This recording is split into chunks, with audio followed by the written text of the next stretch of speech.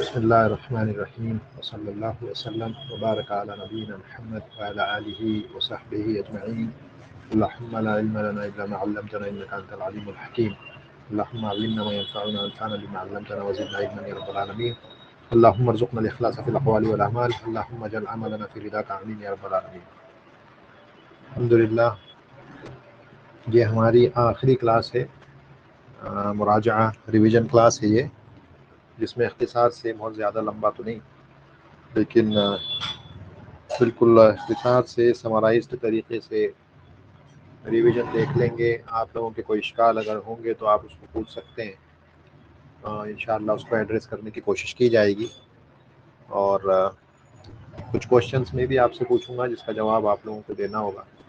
इससे पता चलेगा कि आप लोगों के जहन के अंदर जो फ़वाइद हैं वो बैठ चुके हैं। तो इंशाअल्लाह शुरू करते हैं हम इस रिवीजन क्लास को। सबसे पहले नज़र आ रहा है ना ये जो मैं लिख रहा हूँ वो एक्सेल में? ठीक है।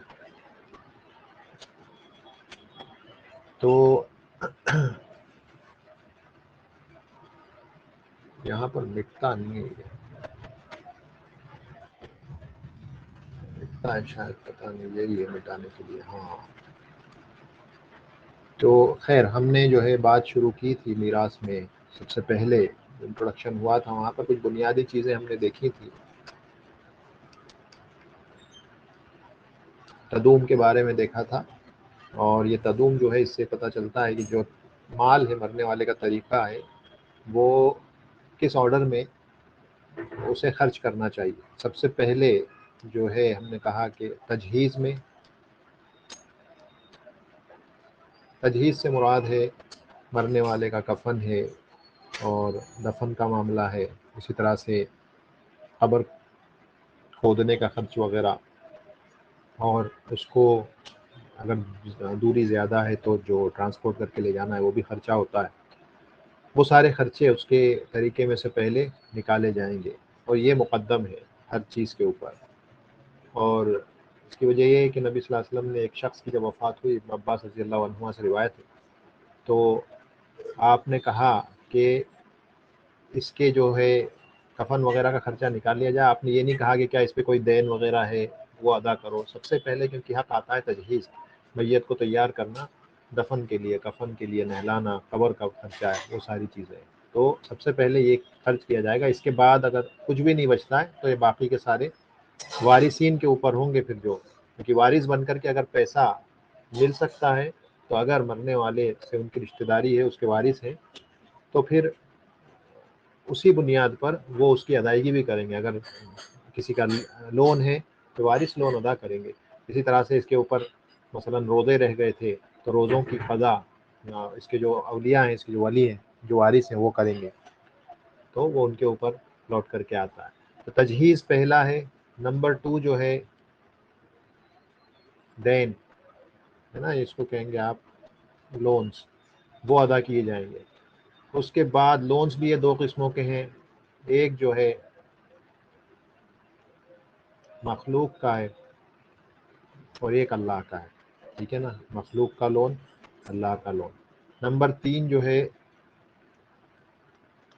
वसीयत है। अगर कोई वसीयत की है उसने तो मैक्सिमम 1/3 उसकी वसीयत में से उसकी वसीयत जो है उसको नाफिज किया जाएगा। मैक्सिमम 1/3 उसके तरीके का। अगर मसलन 3 लाख का तरीका है, ज़्यादा से ज़्यादा 1 लाख रुपए की वसीयत किसी गैर वारिस के नाम पर वो शख्स कर सकता है। वारिस के नाम पर वसीयत नहीं होगी। और आखिर में फिर है मीरास, यानी तरीके का डिस्ट्रीब्यूशन, जो भी बचेगा वो फिर उसका डिस्ट्रीब्यूशन कर दिया जाएगा। तो ये आखिरी चीज़ आती है इसमें तदूम में। तो इस चीज़ को हमने सबसे पहले पढ़ा था। उसके बाद हमने अरकाने मीरास पढ़े थे, और 3 अरकान हैं वो भी हमने पढ़ लिए थे। मसलन सबसे पहला रुकन जो हमने पढ़ा वो जो है मुअर्रस है, उसके बाद में वारिस है, और उसके बाद में तरीका है। 3 चीज़ें, यानी जो मरने वाला वो होना चाहिए, उसका वारिस भी मौजूद होना चाहिए, उसके अलावा तरीका भी बचा हुआ होना चाहिए। तो ये जो है अरकान मीरास हैं। उसके बाद में हमने जो है उसकी शुरूत पढ़ी थी। शुरूत में भी 3 शर्तें हैं, 1 2 3, तीनों शर्तें हमने पढ़ी थी। पहला, मुवर्रस की जो वफ़ात है वो साबित हो चुकी हो कि हाँ मर गया। उसके बाद वारिस का ज़िंदा होना, इसके बाद मुवर्रस की मौत के बाद वारिस ज़िंदा हो, ये साबित हो, ठीक है ना, भले 1 सेकंड के लिए ज़िंदा हो। और आखिर में जो सबब है पता हो कि किस सबब वारिस बन रहा है, वो असाब फुरूद में से है, असबा में से है, और उसके अलावा उसका सबब क्या है वारिस बनने का, क्या वो निकाह की बुनियाद पे बन रहा है या वो नसब की बुनियाद पे बन रहा है। वला तो अब है ही नहीं, लेकिन ये असबाब है। तो ये 3 चीज़ें हमने शुरूत में देखी थी। उसके बाद में 3 चीज़ें जो हैं असबाब हमने इसके क्या थे, असबाब इर्स क्या है, वो भी 3 है, 1 2 3। वो हमने क्या कहा, एक तो निकाह है, निकाह की बुनियाद पर कोई वारिस बनता है। दूसरा जो है नसब है, ठीक है ना, ब्लड रिलेशनशिप की बुनियाद पर। और तीसरा है वला। ये वला जो है ये आज एग्जिस्ट नहीं करता है, ठीक है। यानी जो कदीमन जो गुलामियाँ वगैरह होती थी, गुलामी का दौर था, उसमें कोई किसी को आज़ाद करा दे तो वो उस आज़ाद कराने की बुनियाद पर जो रिश्ता बनता था वो वला का रिश्ता था कि आदमी किसी को आज़ाद करा दे तो अब उसके तरीके में वो हिस्सेदार होगा, मोतिक और मोतिका, आज़ाद कराने वाला आदमी और औरत, या करने वाला आदमी और औरत। ये अब आज एग्जिस्ट नहीं करता है, नंबर 3। तो ये 2 ही जो हैं वो आज रह जाते हैं। उसके बाद हमने जो है मवाने पढ़े थे, ठीक है ना, हमने मवाने पढ़े थे इर्स के। तो मवाने जो हैं ये वो चीज़ें हैं जो किसी को मीरास में हिस्सा पाने से रोक देती हैं। ये भी 3 चीज़ें हैं। ये हमने पढ़ा था, कत्ल है, उसके बाद में इख्तिलाफ दीन है, और तीसरा कौन सा था, तीसरा कौन सा था याद है? हाँ सही, तीसरा है रिक़ा यानी गुलामी। 3 है ये। ठीक है, अगर वारिस अपने मुवर्रस का कत्ल कर दे तो वह अब हिस्सा नहीं पाएगा, वारिस की मीरास में उसे हिस्सा नहीं मिलेगा। इसी तरह से अगर मरने वाले का और यानी मुवर्रिस का और वारिस का दीन अलग है, एक काफिर एक मुस्लिम है, तो ये भी एक दूसरे से इनहेरिट नहीं करेंगे, एक दूसरे से इनका माल एक दूसरे के पास जो है नहीं जाएगा तरीके के तौर पे डिस्ट्रीब्यूट होकर मीरास में। इसी तरह से गुलाम अगर कोई है तो वो गुलाम जो है किसी के माल का वारिस नहीं बन सकता, क्योंकि गुलाम का खुद का कुछ नहीं होता, वो उसके सैयद के पास चले जाता है। तो इसीलिए गुलामी भी जो है वो मवाने इर्स में से होती है, गुलाम किसी के तरीके में हिस्सेदार नहीं हो सकता। तो ये 3 चीज़ें हैं। और मवाने में तो हर चीज़ हमने 3-3 देखी, ठीक है ना। हमने अरकान भी 3 हैं, इसके शुरूत भी 3 हैं, उसके बाद इसकी असबाब भी 3 है, इसके मवाने भी 3 है।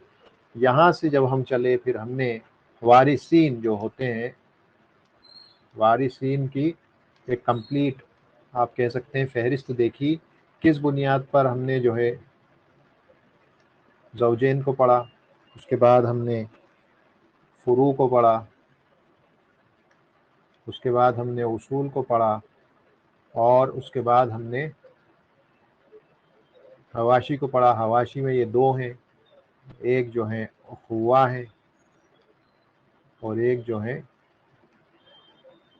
उमूमा है। तो अखुआ और उमूमा, इस तरह से 1 2 3 4 5 ग्रुप्स में हमने इसको बांट दिया था। और फिर इन ग्रुप्स को भी हमने मेल फीमेल में बांट दिया था, ठीक है ना। यही जो ग्रुप्स थे इनको हमने मेल फीमेल्स में बांट दिया था। यहाँ पे आ जाएं, तो इनको हमने हर एक को क्या किया था, male female, male female, male female, इस तरह से। और इधर भी वही था। उसके बाद फिर इनमें हमने लिखना शुरू कर दिए, नंबर 1 फीमेल में कौन है, यहाँ पे मारूफ है हस्बैंड है, यहाँ पर वाइफ है, ख़त्म हो गया। फुरू में मेल फीमेल में भी हमने पढ़े थे, यहाँ पे बेटा पोता, बेटी पोती, ख़त्म। उसूल में कौन है, बाप दादा, मेल में। फीमेल में कौन है, माँ है, दादी है, नानी है, 3 ये है।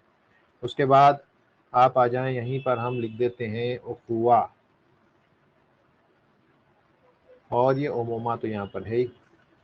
इसमें भी हमने इसको मेल फीमेल, मेल फीमेल, ये मेल, ये फीमेल, ये मेल, ये फीमेल, और यहाँ पर भी हमने जो है उखुआ में पढ़ा था वही मेल में कौन कौन आते हैं, सगा भाई, ठीक है ना, उसके बाद बाप शरीक भाई, उसके बाद माँ शरीक भाई, उसके बाद सगे भाई का बेटा, उसके बाद बाप शरीक भाई का बेटा, 5 लोग। फीमेल्स में सगी बहन, बाप शरीक बहन, माँ शरीक बहन और उसके बाद कोई नहीं, ठीक है। इनके बेटे नहीं आते ना, इनकी बेटियां आती है फीमेल्स में। यहाँ पर भी बाप शरीक भाई और बाप शरीक भाई और सगा भाई और बाप शरीक भाई के सिर्फ बेटे आते हैं, बेटियां नहीं आती। और माँ शरीक भाई जो होता है उसके बेटे भी नहीं आते, ठीक है। इतना हमने पढ़ लिया था। उसके बाद हम यहाँ पे आए उमूमा में, तो यहाँ पर हमने मेल्स में पढ़े थे कि सगा चचा, बाप शरीक चचा और जो है सगे चचा का बेटा, बाप शरीक चचा का बेटा, 4। यहाँ पर फीमेल्स में कोई नहीं आते हैं उमूमा में। ये सब के सब दवील अरहाम में चले जाएंगे, ठीक है। तो कितने हो गए, 1 2 3 4 5 6 7 8 9 10 11 12 13 14 15 16 17 18 19 20 21 22 23, ठीक है ना। हमने यही काउंट किए थे, अगर याद हो तो 23 हमने काउंट किए थे वारिसिन कुल। फिर इनमें से हमने सेपरेट किए थे 14 और 9, 9 फीमेल्स 14 मेल्स, +1 अगर करें इसमें मौतिक और मौतिका, आज़ाद करने वाला मर्द और आज़ाद करने वाली औरत, तो ये 25 हो जाते हैं। लेकिन अब ये चीज़ें पाई नहीं जाती, तो इसलिए अब हम इसको काउंट भी नहीं करते। तो कुल मिला के जो वारिसिन है वो 14 + 9 23 हैं, ये मेल्स हैं, ये फीमेल्स हैं। इन्हीं में असाब फुरूद भी हैं, इन्हीं में असबा भी हैं, ठीक है। तो ये हमने पढ़ा था। उसके बाद हमने असबा का बयान पढ़ा था, असबा कौन है वो हमने जाना था, ठीक है। असबा कौन है ये हमने जानने की कोशिश की थी। तो असबा जो है 3 किस्मों के हैं, हमने देखा था 1 2 3। एक को हमने कहा कि असबा बिन नफ्स, जो जिन्हें किसी की ज़रूरत नहीं है, वो खुद असबा बन जाते हैं। और ये कैटेगरी याद रखना भी बहुत आसान है। इसके लिए हमने कहा था कि बुनुआ है, उसके बाद उबुआ है, उसके बाद उखुआ है और उसके बाद उमूमा है। ये इस ऑर्डर में याद रखना है, बुनुआ, उबुआ, उखुआ, उमूमा। बुनुआ में कौन आते हैं, इसमें 2 ही आते हैं, बेटा पोता, ठीक है। और ये फिर पोता कितना भी नीचे चले जाए सब आ जाएंगे। इसी तरह से उबुआ में बाप दादा, ये कितने भी ऊपर चले जाएं, दादा परदादा परदादा सब आ गए। उसके बाद उखुआ में कौन आता है, उखुआ में आते हैं मसलन बाप शरीक भाई है और सगा सगा भाई है सबसे पहले, फिर बाप शरीक भाई है, फिर सगे भाई का बेटा है, फिर बाप शरीक भाई का बेटा है, ठीक है। तो ये आ गए 4 लोग यहाँ आ गए। उमूमा में सगा चचा, बाप शरीक चचा, सगे चचा का बेटा, बाप शरीक चचा का बेटा, 4 4 8 9 10 11 12, ठीक है। तो ये 14 में से 12 असबा होते हैं और 2 असहाब फुरूद होते हैं। वो 2 कौन है जो असहाब फुरूद होते हैं भाई, कौन है वो 2 जो असहाब फुरूद होते हैं, बताइए। कौन 2 लोग बचते हैं, नहीं बाप तो नहीं, बाप को तो अभी हमने असबा में काउंट किया। हाँ, एक तो हो गया अखली यानी माँ शरीक भाई, और दूसरा हाँ शौहर। ये 2 लोग हैं, ये 2 ही ऐसे मर्द हैं जो असहाब फुरूद में आते हैं, ठीक है ना। एक हो गया हस्बैंड और एक हो गया माँ शरीक भाई। तो ये 2 लोग हैं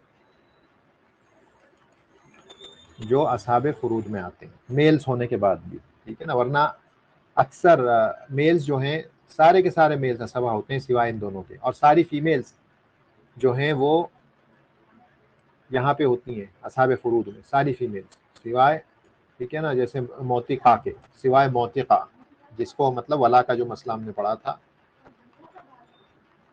मोतिका गुलाम आज़ाद कराने वाली औरत, ठीक है ना। तो ये जो औरत है ये अकेली है जो फीमेल है लेकिन असबा में होती है, और ये 2 मेल्स अकेले हैं जो असहाब फुरूद में होते हैं। जहाँ तक बाप का मामला है, बाप असहाब फुरूद में आता है लेकिन वो सिर्फ उस सूरत में जब बेटा मौजूद हो, बेटे की मौजूदगी में बाप असहाब फुरूद बन जाता है और 1/6 लेता है। वरना नॉर्मली बाप जो है वो असबा में ही काउंट होता है, वो एक सिचुएशन में बन जाता है, उसे हम कहते हैं कि हज्ब नुकसान है उसका।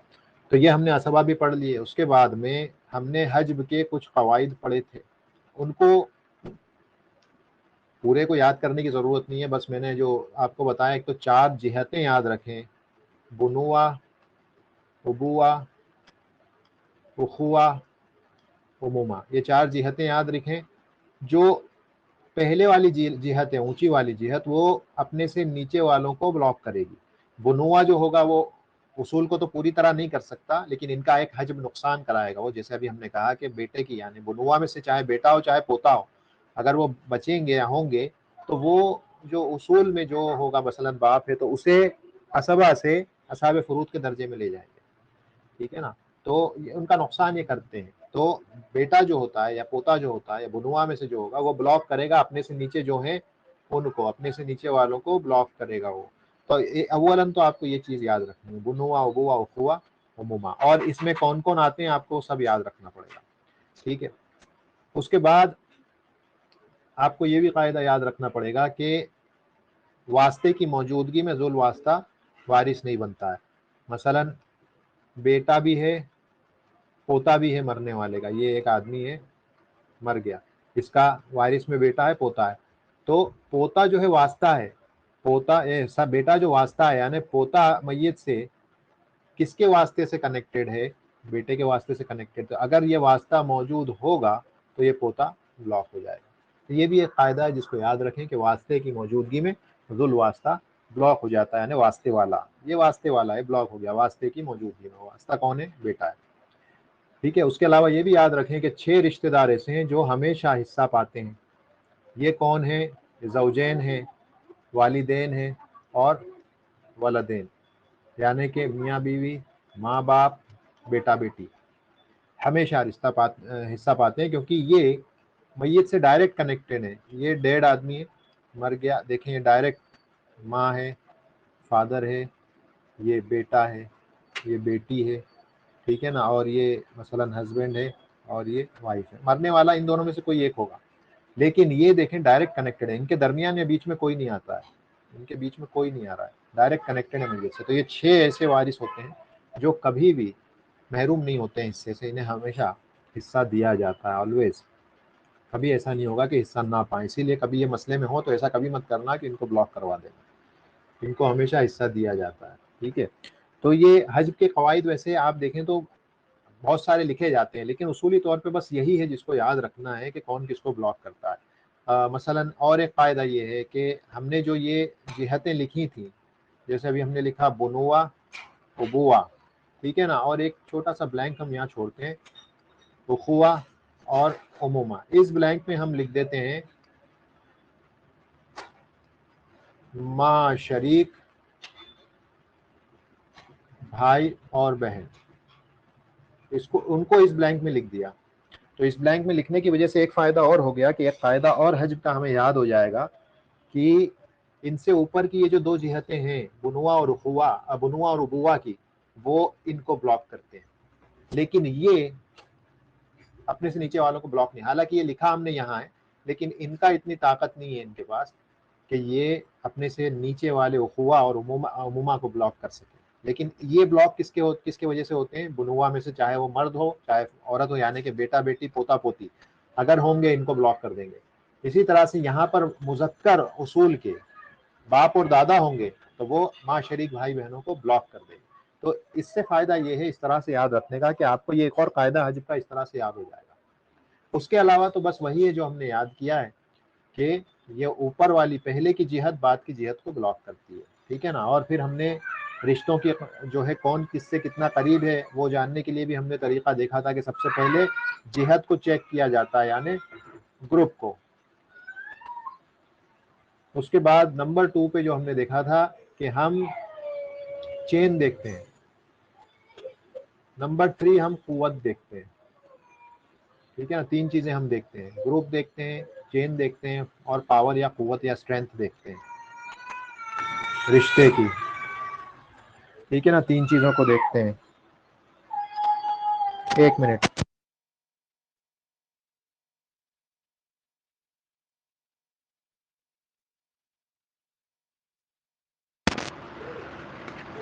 तो ये 3 चीजें देखना पड़ती हैं, ग्रुप है, चेन है और स्ट्रेंथ है। ग्रुप, ये बुनुआ एक ग्रुप है, उबुआ एक ग्रुप है, उखुआ एक ग्रुप है, उमुमा एक ग्रुप है। यानी अगर कोई अलग अलग ग्रुप्स में है तो जो ऊपर का ग्रुप है वो नीचे के ग्रुप को ब्लॉक कर देगा। मसलन सेम ग्रुप से आ गए, दो वारिस सेम ग्रुप से आ गए तो फिर हम चेन देखेंगे, यानी कौन ज़्यादा करीब है मैयत से। कोई किसी के वास्ते तो कनेक्टेड नहीं है, वास्ते से जो कनेक्टेड होगा वो ड्रॉप हो जाएगा। और अगर मसलन दोनों उस एतबार से भी सेम है, चेन के दर्जे के एतबार से भी दोनों सेम है, तो फिर हम आखिर में कुव्वत देखते हैं। कुव्वत कौन किसके ज़्यादा करीब है, मसलन बाप शरीक भाई भी है, सगा भाई भी है और बाप शरीक भाई भी है, तो सगा भाई और बाप शरीक भाई जो है उखुआ की जिहत से है तो जिहत सेम है। उसके बाद चेन या दर्जा देखें तो दोनों भाई हैं, मरने वाले के भाई हैं दोनों, तो दर्जा भी सेम है, ठीक है ना, जिहत भी सेम है, इनकी दर्जा भी सेम है। उसके बाद हम कुव्वत देखेंगे। एक जो है माँ और बाप दोनों से कनेक्टेड है, एक सिर्फ बाप की जिहत से कनेक्टेड है, इसीलिए जो माँ और बाप दोनों से कनेक्टेड है वो कुव्वत में स्ट्रांग है बनिस्बत उसके जो सिर्फ बाप की जिहत से मरने वाले से कनेक्टेड है, तो ये सेकंड नंबर पे आएगा। तो इन एनी केस अगर आप असबा की वो जो लिस्ट है जो हमने बनाई है, अगर उसको याद रखते हैं तो फिर ये कायदा भी कवर हो गया हज्ब में। इसीलिए हमने क्या कहा कि आप जब मसलन उसको याद करते हैं तो बेटा, पोता, बाप, दादा, उसके बाद सगा भाई, उसके बाद बाप शरीक भाई, उसके बाद सगे भाई का बेटा, उसके बाद बाप शरीक भाई का बेटा, ठीक है, उसके बाद सगा चचा, उसके बाद बाप शरीक चचा, उसके बाद सगे चचा का बेटा, और उसके बाद बाप शरीक चचा का बेटा। तो ये इस ऑर्डर में इसको याद रख लें, समझ में आ जाएगा। ये ऊपर वाला है, नीचे वाले को ब्लॉक करेगा, ये ऊपर वाला अपने नीचे वाले को ब्लॉक करेगा। क्यों? क्योंकि ये ज़्यादा करीब है, ठीक है। तो ये असबा में पहली चीज़ हमने देख ली, जो हम यहाँ देख रहे थे कि असबा बिन नफ्स हो गई है। उसके बाद दूसरे हैं असबा बिल गैर, जो किसी दूसरे की मौजूदगी में उसके सबब असबा बनते हैं, और ये चार फीमेल्स होती हैं। चार फीमेल्स होती हैं। चार फीमेल्स कौन है? बेटी, पोती, सगी बहन, बाप शरीक बहन, ये चारों। जब ये अपने भाइयों के साथ मौजूद होंगी, जब ये चारों अपने भाइयों के साथ मौजूद होंगी, इन्हीं के दर्जे का कोई मेल होगा उसके साथ जब ये मौजूद होंगी, तो वो मेल इनको असबा बना देगा। मसलन बेटी है, बेटी अगर बेटे के साथ मौजूद हो तो बेटा इसको असबा बना देगा। पोती पोते के साथ मौजूद हो तो पोता इसको पोती को असबा बना देगा। इसी तरह से सगी बहन सगे भाई के साथ मौजूद हो तो सगा भाई इसको असबा बना देगा, असबा बिल गैर। और इसी तरह से बाप शरीक बहन जब बाप शरीक भाई के साथ मौजूद हो तो बाप शरीक भाई जो है इसे असबा बना देगा, तो ये असबा बिल गैर है। और उसके बाद आखिर में आते हैं असबा माल गैर। ये सिर्फ दो फीमेल्स हैं। ये दो फीमेल्स कौन है? रियल सिस्टर सगी बहन और बाप शरीक बहन, ये दो हैं। ये जब बेटी या पोती के साथ आ जाएंगी तो फिर ये असबा माल गैर बन जाएंगी, ठीक है ना। कैसे? मसलन, क्योंकि इसमें बहुत लोग गलतियां कर रहे हैं। तो मसलन मरने वाली औरत है, उसका एक शौहर है, एक बेटी है, एक सगी बहन है, ठीक है, और एक चलो माँ शरीक बहन तो एक माँ है मसलन, ठीक है ना, इतने लोग। तो शौहर जो है इसको तो, क्योंकि बेटी मौजूद है तो इसको हम देंगे 1/4, ठीक है, बेटी मौजूद है। बेटी अकेली है, कोई ऐसा नहीं है कि जो इसको असबा बना दे, ना एक से ज़्यादा है, तो इनको 1/2 दिया जाएगा। अब ये जो सगी बहन है, ये इस बेटी के साथ ये मौजूद है, तो इसे जो है असबा माल गैर बनाएंगे हम। और तो जो है क्योंकि बेटी मौजूद है इसलिए माँ को 1/6 दिया जाएगा। तो इस तरह से कोई असबा माल गैर बनता है। और इसका एक कायदा हमने पढ़ा भी था, अल अखवातु मअल बनात, अल अखवातु मअल बनात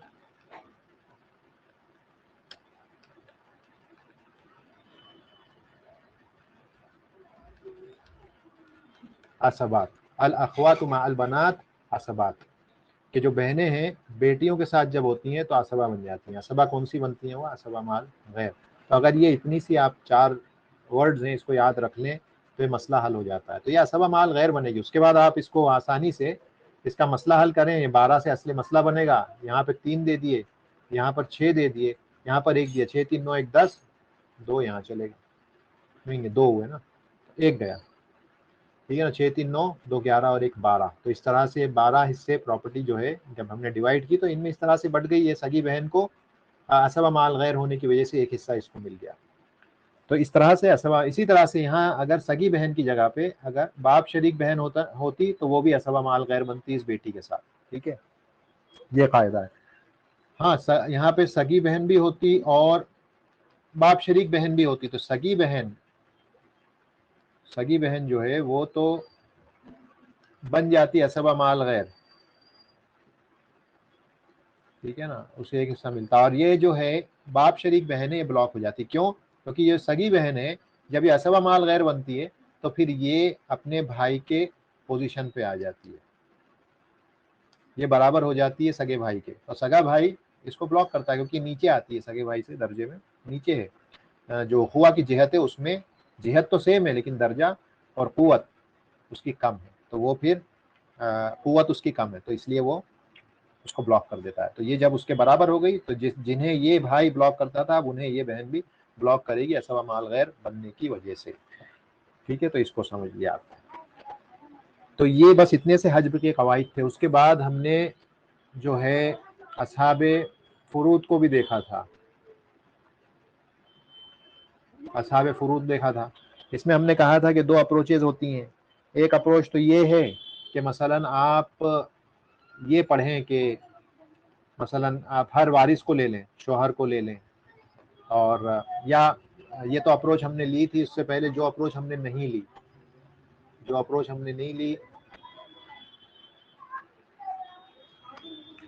मसलन आप ये करें कि भाई हमने जो अप्रोच ली वो ये कि मसलन ये जो शेयर्स हैं ये निस्फियात हैं और सुलूसियात हैं। तो हमने जो अप्रोच ली, हमने ये देखा कि 1/2 पाने वाले कौन है, 1/4 पाने वाले कौन है, 1/8 पाने वाले कौन है, 2/3 पाने वाले कौन है, यानी इस हिस्से को पाने वाले कौन कौन लोग हैं उनको पढ़ लिया। ठीक है। दूसरा तरीका ये है कि हम बजाय इसके कि ये पढ़ें कि ये हिस्सा पाने वाले कौन है, हम हर एक वारिस को, वो जो कुल 9 फीमेल्स हैं प्लस 2 मेल्स हैं, ये 11 लोग जो हैं इनके हिस्सों को, और इसमें बाप भी शामिल हो गया, एक बाप को भी ऐड कर लें क्योंकि उसका मामला भी बाप है और इसके अलावा दादा भी उसी के जिम्मन में आ जाता है। तो ये 13 लोग अगर आप मान के चलें, 11 प्लस बाप और दादा को मिला करके पढ़ें तो ये 13 लोग जो हैं हर एक को अलग अलग, मसलन शौहर को क्या क्या हिस्से मिलते हैं। शौहर को 1/2 मिलता है, 1/4 मिलता है। 1/2 कब मिलता है, 1/4 कब, इस तरह से पढ़ लिया जाए। उसके बाद मसलन ज़ौजैन में 2 लोग हैं, बीवी को पढ़ लो, बीवी को 1/4 मिल सकता है और 1/8, बस 2 ही हिस्से मिलते हैं। ये तरीके से भी हम जो है पढ़ सकते थे। मुझे वो तरीका ज़्यादा आसान नहीं लगा, ये वाला उसके बजाय ज़्यादा आसान लगा, तो हमने उससे पढ़ा। कोई अगर इस तरीके से याद रखना चाहता है, ऐसे भी याद रख सकता है। एक चार्ट भी अपलोड किया है जो स्टडी मटेरियल सेक्शन है, वहाँ पर ये सारे हिस्से एक ही पेज में उसको बताया गया और इस तरीके से बताया गया है जो अभी मैं यहाँ पर लिख रहा हूँ। मसलन शौहर के क्या क्या हिस्से हो सकते हैं, ये 2, बीवी के कौन से पॉसिबल हैं, ये 2। तो शौहर बीवी का मसला निपट गया। उसके बाद मसलन हम चले जाएं और बेटियों के हिस्से पे आ जाएं, तो बेटी के हिस्से क्या क्या हो सकते हैं और उनकी क्या क्या शर्तें, क्या कंडीशंस, क्या हालतें हो सकती हैं। तो बेटी की सारी हालतें वहाँ बता देंगे कि उनको 1/2 भी मिल सकता है, वो जो है असबा भी बन सकती है। तो इस तरह से बेटी की हालतें हैं कि 2 ही हालतें हो सकती हैं उसकी, या तो 1/2 या असबा। उसके बाद पोती के बारे में बात करेंगे तो पोती जो है कभी 1/2 पाती है, ठीक है ना, कभी पोती जो है 1/6 पाती है, कभी जो है पोती महरूम हो जाती है ना। जब 2 बेटियां होंगी तो पोती महरूम हो जाएगी, या पोता मौजूद होगा या बेटा मौजूद होगा तो पोती में जो है महजूब हो जाएगी। तो महरूम भी हो सकती है और महजूब भी हो सकती है। तो पोती की भी अपनी अपनी हालतें, वो हर एक को आप उस चार्ट में देख सकते हैं। लेकिन ये तरीका थोड़ा सा मुझे ऐसा लगा कि थोड़ा मुश्किल है, लेकिन हो सकता है किसी को आसान लगे, तो उस चार्ट के जरिए आप इससे भी अपने दिमाग में चीज़ों को बैठा सकते हैं। तो ये सारे हमने देख लिए थे, इसमें दोबारा जाने की ज़रूरत नहीं है क्योंकि ये याद करने की चीज़ें हैं। और इसी पर जो है जो फ़िक़्ह मिरास है वो इसी पर ख़त्म होता है। यानी जो असहाब फुरूद का जो बयान है और वो जो फसल है उसी पर फ़िक़्ह मिरास ख़त्म होता है। यानी इसके बाद अब जो है आप कह सकते हैं तत्बीक आती है, यानी कि एप्लीकेशन। ठीक है, या इसे आप जो है हिसाब भी कह सकते हैं। इसी के बाद हिसाब आता है, तो हिसाब यहीं से शुरू होता है। उसके बाद हमने हिसाब में जो है हम जारी हुए, हमने असले मसला निकालना देखा। असले मसला निकालना सीखा कि असली मसला कैसे निकालेंगे। मसलन मरने वाली औरत है, उसका एक शौहर है और उसकी एक माँ है, उसका एक बाप है, ठीक है ना, और मसलन बेटी है और पोती है, ठीक है। अब बताएं शौहर को क्या हिस्सा देंगे।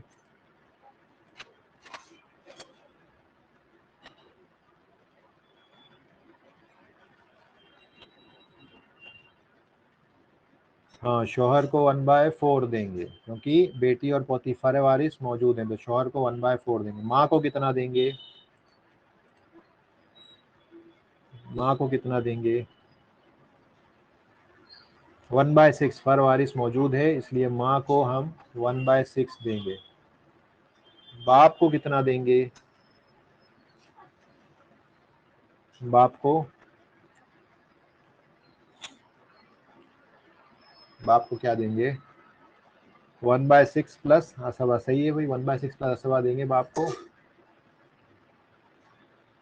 एक ही जवाब आया है।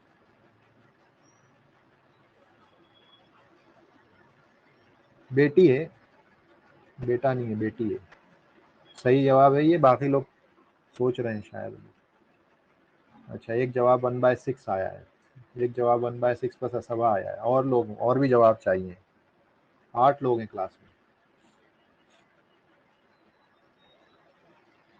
नहीं, यस किस पे कहा आपने? आपके ऊपर दो हैं, 1/6 भी और 1/6 प्लस असबा भी है, दोनों के लिए यस कहा है क्या?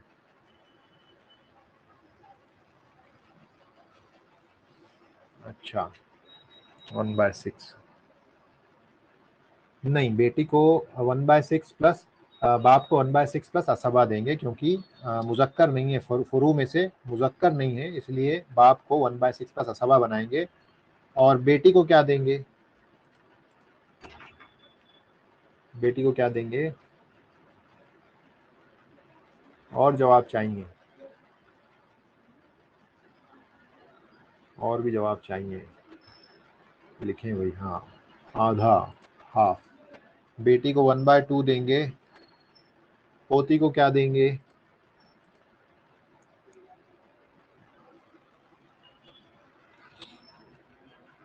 पोती को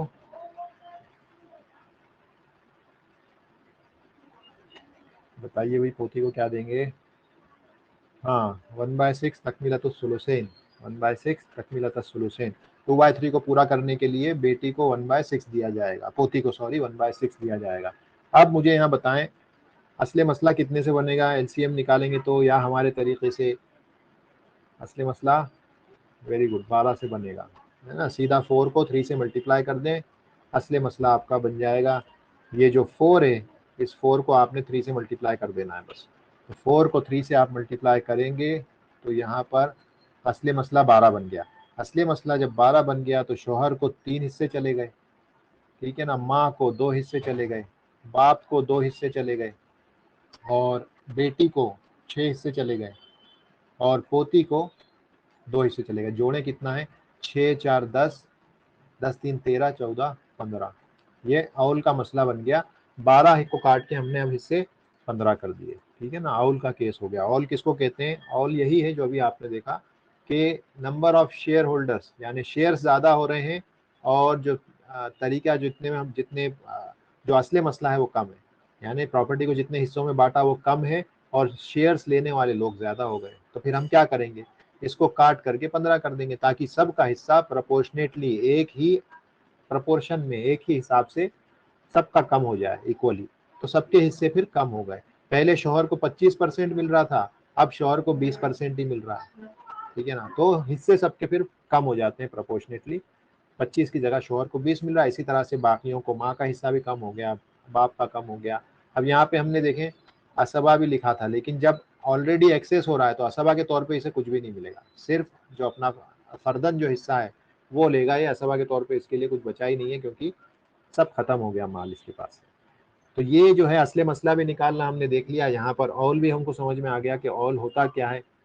ऑल जो है 12 का ऑल हमेशा 13, 15 और 17 होगा बस, ठीक है ना। 14 नहीं होगा, 16 नहीं होगा, ठीक है ना। और 18 भी नहीं होगा, सिर्फ ऑल होकर के 13, 15 और 17 होगा। इतना याद रखें। कभी ऐसा हो जाए कि आप कर रहे हैं और करते करते ऐसा कुछ हो गया कि ऑल 14 नज़र आ रहा है, समझ जाएं आपने गलती की है। ठीक है ना, ये चेक्स हैं जो मदद कर सकते हैं कभी कि ऑल हो रहा है, ऑल करते करते आपने 12 का 14 कर दिया, 12 का 16 कर दिया, 12 का 18 कर दिया। समझ जाएं आपने कहीं ना कहीं हिस्सों को, यहाँ पर जो शेयर्स लिखे हैं उसमें गलती है, रीचेक करें और उसको दुरुस्त करें, तो इससे आपको मदद मिलेगी। कौन सा क्वेश्चन पूछा था आपने? बाप के इंतकाल पर चचा की मौजूदगी में दादा का वारिस पोता नहीं बनता, इसका रीज़न क्या है? बाप के इंतकाल पर चचा की मौजूदगी में दादा का वारिस पोता नहीं बनता, यानी ये जो जो बाप मरा है, इस मरने वाले का पोता है, यही कहना चाह रहे हैं ना, इस मरने वाले का एक पोता है, वो चचा की मौजूदगी में वारिस नहीं बनता। तो ये नीचे कुछ लिखा है इन्होंने, तो एक मिनट, ये मसला यहाँ पे लिख लेते हैं ना, तो आसान, ये सभी के लिए समझने में भी आसानी हो जाएगी। देखें ये जो कह रहे हैं, मसलन थोड़ा सा और नीचे चले जाएं, ये मरने वाला है ये एक आदमी मर गया, इस आदमी क्या एक पोता है, और कौन है इसका, और इसका यानी मरने वाले का चचा भी है। ठीक है ना, ये भी कहना चाह रहे हैं कि मरने वाले का एक सगा चचा है, तो पोता वारिस बनेगा, चचा ब्लॉक होगा, पोता थोड़ी ब्लॉक होगा। ये तो पता ही कि किसने कहा ये कि पोता वारिस नहीं बनता, चचा ब्लॉक होगा। चचा जो है ये उमुमा में है, पोता बुनुआ में, तो बुनुआ जो है वो उमुमा को ब्लॉक करेगा। तो सगा चचा हो चाहे बाप शरीक चचा हो, वारिस नहीं बनता। तो बुनुआ में से है पोता, वो ब्लॉक करेगा, चाहे सगा चचा हो चाहे बाप शरीक चचा हो, कोई भी हो। तो इसीलिए आपका ये सवाल ये सही नहीं है। नहीं देखिए, ये जो बात है ना कि कुरान का रेफरेंस जो मांगते हैं, तो ये वो लोग हैं जो अहले कुरान में से होते हैं, जो कहते हैं कि हमें हदीस की ज़रूरत नहीं है। ठीक है ना, वो ये कहते हैं कि हमें हदीस की ज़रूरत नहीं है, लेकिन इसमें सही बुखारी की वाज़ेह तौर पर हदीस मौजूद है, जहाँ से जो असबा की पूरी फहरिस्त है वो उसी हदीस से आती है कि अलहिकुल फराइदा बि अहलिहा फमा बकिया फली औला रजुलिन ज़कर। तो ये जो हदीस है, इस हदीस की रोशनी में अहले इल्म ने पूरी ये असबा की फहरिस्त तैयार की, और इसी ऑर्डर में, भाई ज़्यादा करीब कौन है मैयत से, पोता होता है कि चचा होता है? चचा को मैयत से जुड़ने के लिए बाप के वास्ते से घूम करके आना पड़ेगा, जबकि पोता सीधा कनेक्ट होगा मैयत से, सिर्फ बेटे के वास्ते से, बेटा नहीं है तो डायरेक्ट कनेक्ट होगा। सगा चचा तो बाप के थ्रू जाकर के मैयत से कनेक्ट होगा, तो सगा चचा दूर होता है रिश्ते में पोते के मुकाबले में। तो हर चीज़ की दलील अगर कोई कहेगा कि लाओ दलील कुरान से ला के दो, तो ये पॉसिबल नहीं है। वो अहले कुरान है जो मुनकरीन हदीस होते हैं, हदीसों का इनकार करते हैं, तो इसलिए वो कहते हैं कि हाँ सिर्फ हम कुरान की मानेंगे। तो ऐसे लोगों के लिए तो यही है कि अगर आप सिर्फ कुरान की मानेंगे तो नमाजें कैसे पढ़ेंगे आप? नमाजों की तादाद कहाँ से लेकर के आएंगे? कितनी नमाजें वो तो आप ले आएंगे, पढ़ना कैसे है? जोहर की 4 क्यों है और 4 पढ़ना है वो कहाँ से लाएंगे? मगरिब की 3 कहाँ से लाएंगे? तो ये कोई तुक नहीं होती है। जो कुरान है और हदीस है, ये मसदर हैं, ओरिजिनल सोर्स हैं, ये शरीयत के तशरीह के ओरिजिनल सोर्स हैं इस्लाम में, कुरान और सुन्नत दोनों। और सुन्नत के बिना कुरान को समझना बहुत ज़्यादा मुश्किल है। जो लोग कहते हैं कि हमें उसकी ज़रूरत नहीं है, वो अकल से पैदल हैं, उन्हें जो है अपना दिमाग का इलाज करवाना चाहिए। तो ये पॉसिबल नहीं है। हाँ, हदीस का रेफरेंस ही काफ़ी है। ये वो लोग हैं कि जो हदीसों का इनकार करते हैं, इसीलिए कहते हैं कि कुरान की आयत ला के दो। कुरान की आयत ला के दो में फिर इनका काउंटर करने के लिए इनको क्वेश्चन ही देना पड़ेगा कि आप नमाज कैसे पढ़ेंगे, वो लेकर के आ जाइए, कुरान से रेफरेंस ला करके दीजिए कि नमाज पढ़ने का तरीका क्या होना चाहिए। जोहर की 4 रकातें कहाँ पे लिखा है कुरान में? तो सवाल के अगेंस्ट में सवाल देना पड़ेगा। पोता बेटा और माँ हो तो पोता ब्लॉक होता है। हाँ बिल्कुल, पोता बेटा माँ हो तो पोता ब्लॉक होता है।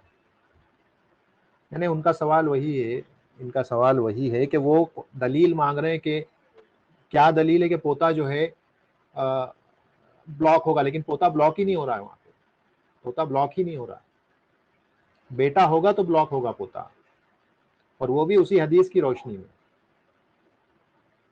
हाँ, बेटे की मौजूदगी में पोता ब्लॉक होगा, लेकिन उस सवाल में बेटा तो है ही नहीं। वहाँ तो चचा की बात हो रही है कि चचा जो है, चचा है वो मौजूद है और बेटा ब्लॉक हो रहा, पोता ब्लॉक हो रहा है। तो इसीलिए जब सवाल फ्रेम होना, तो सवाल जब फ्रेम होते हैं तो मरने वाले से रिश्ते बताना ज्यादा जरूरी है। कंफ्यूजन इसी वजह से पैदा होते हैं कि जो रिश्ते हम बताते हैं वो मरने वाले के रेफरेंस में नहीं बताते हैं। मरने वाले के रेफरेंस में अगर बताएंगे तो आसानी से मसले हल होंगे। ठीक है, तो खैर और कोई सवाल होंगे तो उसको आखिर में भी देख लेंगे। तो इनका सवाल था एक, इन्होंने भी पूछा था, यहाँ पे क्या लिखा है कि असवा माल गैर जो है, असवा माल गैर और तकमीलतुस्सुलुसैन दोनों कवायद एक ही हैं या अलग अलग। देखिए, असबा माल गैर अलग चीज़ है और तकमीलतुस्सुलुसैन अलग चीज़ है। असबा माल गैर में तो तकमीलतुस्सुलुसैन का कोई चीज़ ही नहीं है, उसमें कायदा ही नहीं आता है। और तकमीलतुस्सुलुसैन जो है ये एक ही जिहत में काम करता है। तकमीलतुस्सुलुसैन एक ही जिहत में काम करता है। मसलन एक ही जिहत से मुराद क्या है, एक ही ग्रुप के लोग, बेटी और पोती, बेटी और पोती होंगी तो यहाँ पर तकमीलतुस्सुलुसैन काम करेगा, क्योंकि ये दोनों एक ही जिहत में है, ये बुनुआ में। ठीक है ना, ये फुरू की जिहत है। और इसी तरह से सगी बहन और बाप शरीक बहन होगी तो ये दोनों जो है अखुआ की कैटेगरी से हैं, तो इसीलिए उस कैटेगरी में तकमीलतुस्सुलुसैन काम करता है। लेकिन जो फुरू वाली कैटेगरी है और अखुआ वाली कैटेगरी, अगर इसमें से मिक्स होकर आते हैं तो फिर ये एमजी कहलाता है। इसीलिए वो मैंने कायदा लिखा है कि अल अखवातु माल बनाती असबात, कि बहनें बेटियों के साथ जब आती हैं तो वो असबा कहलाती हैं। और कल भी हमने कहा था कि बनात, बेटी लफ्ज जो है, इसका जो इतलाक है वो बेटी पर भी होता है, पोती पर भी होता है, और उसके नीचे कितना भी चले जाए सबको बेटी कहा जाता है अरबी में। इसी तरह से बेटे का भी मामला है, इसी तरह से बाप का भी मामला है। और कुरान में इसकी बहुत सारी मिसालें हैं कि जहाँ पर जैसे नबी सल्लल्लाहु अलैहि वसल्लम की जुबान से ही कई ऐसे आपको अहादीस मिलेंगी जहाँ पे इब्राहिम अलैहिस्सलाम को आपने अपना बाप कहा, जबकि वो तो काफी दूर है, तकरीबन 23 पीढ़ियां, 23 उनके दरमियान में जनरेशन हैं कम अज कम, अदनान तक। उसके बाद में आगे जा करके फिर उनसे आगे और आप जाएंगे तो फिर इस्माइल अलैहिस्सलाम आएंगे और उसके बाद इब्राहिम अलैहिस्सलाम आएंगे। लेकिन उसके बाद भी अरबों में ये मारूफ है कि जो दादा होते हैं या परदादा या उससे ऊपर जो भी है उनके साथ जो है बाप लफ्ज का इस्तेमाल होता है। तो यही चीज़ पोतों में और उससे नीचे जाएंगे तो उस पर बेटे लफ्ज का इतलाक होगा, और पोतियों में या उससे नीचे पड़पोती में भी जाएंगे तो उन पर भी बेटी लफ्ज का इतलाक होता है, उसको अप्लाई किया जाता है। ठीक है, अल्हम्दुलिल्लाह। तो ये हो गया। उसके बाद हमने असले मसला बनाना सीख लिया। उसके बाद रद्द के कुछ मसाइल, रद्द कैसे होता है उस चीज़ को भी हमने देखा था, और हमने पढ़ा कि रद्द से मुराद क्या है। तो रद्द से मुराद ये होती है कि मसले में अगर जैसे यहाँ पे औल में तो जो है आपका जो मसला होता है, असले मसला, वो कम हो जाता है नंबर ऑफ शेयर से। तो क्या करते हैं हम, सीधा असले मसला को चेंज कर देते हैं और उसे नंबर ऑफ शेयर्स वहां पर लिख देते हैं, जैसे हमने यहाँ पर किया। ये असली मसला 12 था, इसको काट करके हमने 15 बना दिया, ये 15 हो गया। अब यही नया असली मसला बन गया। ये अवल का केस है जहाँ पे नंबर ऑफ शेयर ज्यादा हो रहे थे, असली मसला कम था। रद्द का इसका उल्टा होता है। ये जैसे यहाँ अभी 12 हो रहे हैं, तो जब आप शेयर्स काउंट करेंगे तो वो 10 ही होंगे या 9 होंगे, यानी इससे कम होंगे हर हाल में। तो जब वो कम होंगे तो क्या इस तरह से काट के डायरेक्ट 10 लिख सकते हैं? तो उसके कुछ कवायद जो हमने पढ़े थे कि अगर मसले में शौहर और बीवी होंगे तो फिर इस तरह से काट के डायरेक्ट आप 10 नहीं लिख सकते, क्योंकि ऐसा आप करोगे तो इसका माना ये होगा कि आपने रद्द करके शौहर और बीवी को भी ज्यादा दे दिया, शौहर और बीवी को भी आपने ज्यादा हिस्सा दे दिया। लेकिन जमहूर अहले इल्म के नजदीक वो कहते हैं कि शौहर हो या बीवी हो, उन पर रद्द नहीं होगा, शौहर और बीवी पर रद्द नहीं होता है, यानी उनको बस उनका हिस्सा फर्दन दे दिया जाता है, और बाकी जो बचता है वो बाकी जो वारिसीन है उनको लौटा दिया जाता है। ठीक है ना, मसलन इसकी मिसाल देखी थी, वापस दोहराने की जरूरत नहीं है, सिर्फ क्योंकि रिवीजन सेशन में फिर से दोहराएंगे तो 10-12 घंटे निकल जाएंगे, सुबह हो जाएगी। लेकिन यहाँ पर जैसे एक शौहर है, उसके बाद बेटी है और माँ है, इसको बेटी को बेटी लिख दें, और ये शौहर है हस्बैंड, और माँ है। अभी इसको करके देखते हैं कि ये मसला असल में ये वैसा हो जाएगा, यहाँ पे कोई और लेके आना पड़ा। 1/4, 1/2 और 1/4, हाँ हो जाएगा। तो देखें, शौहर को हमने 1/4 दिया, बेटी को हमने 1/2 दिया, और माँ को हमने 1/6 दिया, फर वारिस मौजूद है। अब असले मसला आप जब बनाएंगे तो ये बनेगा 12 से, तो 12 से बन गया। 3 आपने यहाँ दिए, बेटी को आपने 6 दे दिए और माँ को आपने 2 दे दिए। 6 2 8 3 11। तो देखिए यहाँ पर ये 12 था, नंबर ऑफ शेयर्स 11 ही हो रहे हैं। तो क्या हम इसको पूरे को काट करके 11 लिख सकते हैं? नहीं लिख सकते। अगर ऐसा करेंगे तो मतलब क्या हो गई कि हमने जो ये शौहर है उसको भी दे दिया रद्द करके, उसके पास भी कुछ हिस्सा एक्स्ट्रा चला गया। लेकिन अहले इल्म कहते हैं कि नहीं, ऐसा नहीं होगा। ये शौहर या बीवी अगर मसले में हो तो इनको रद्द के जरिए नहीं लौटाया जाएगा, रद्द सिर्फ इन दोनों पे होगा। यानी जो एक्सेस बच रहा है, एक शेयर, ये एक हिस्सा जो बच रहा है, वो सिर्फ बेटी और माँ को जाएगा, वो शौहर को नहीं जाएगा। तो फिर यहाँ पर करते क्या है, यहाँ पर हम 2 मसले बनाते हैं, हमको 2 मसले बनाना पड़ते हैं, ठीक है ना। कैसे बनाएंगे देखें, यहाँ पर हमने शौहर के लिए चले एस लिखा, बेटी माँ, ठीक है।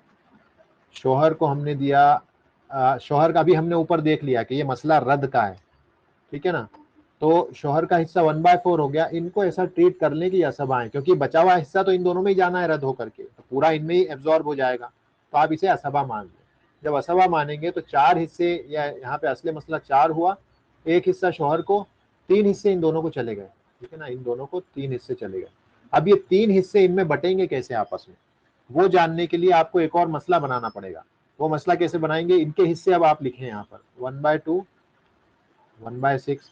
असली मसला 6 से बना, 3 हिस्से आपने बेटी को दिए, एक हिस्सा माँ को दिया। अब आप इसे काट के 3 का 4 कर सकते हैं, ठीक है ना। इसे काट के 3 का 4 अब कर सकते हैं, क्योंकि इन दोनों में ही लौटना है जो भी बचा हुआ माल है। लेकिन अब मसला यहाँ पे आ रहा है, हमारा जो है ऑरेंजेस और मैंगो का मसला आ रहा है। ये 3 है, ये 4 है, तो ये दोनों अलग अलग चीजें हैं। हाँ, ये हमको इसको ऑरेंज बना देना है, ठीक है ना। ये अभी अलग अलग है, तो तसही आप इसे कह सकते हैं। तो अब आप इसको सेम करने के लिए एक ही तरीका है, इसको 4 से मल्टीप्लाई कर दें, इसको 3 से कर दें। लेकिन सिर्फ इसको नहीं कर सकते आप, अगर आपको मल्टीप्लाई करना है तो इस पूरे कॉलम को करना पड़ेगा, वरना ये प्रोपोर्शंस चेंज हो जाएंगे। तो हमने क्या किया, इस पूरे को 4 से कर दिया, तो इसको भी 4 से कर दो, इसको भी 4 से कर दो, इसको भी 4 से दो। जब इसको 4 से करेंगे तो ये 12 हो गया, ऑरेंज बन गया, ये भी ऑरेंज बन गया।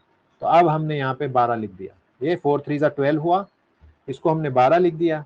ये तो अभी ब्लैंक रखें, यहाँ पे ये 3 से मल्टीप्लाई हुआ, यहाँ पे 3 से हुआ, तो ये कितना हो गया, 9 हो गया, ये 3 हो गया, ठीक है। तो ये 12 हिस्से इस तरह से बटे इस प्रपोर्शन में।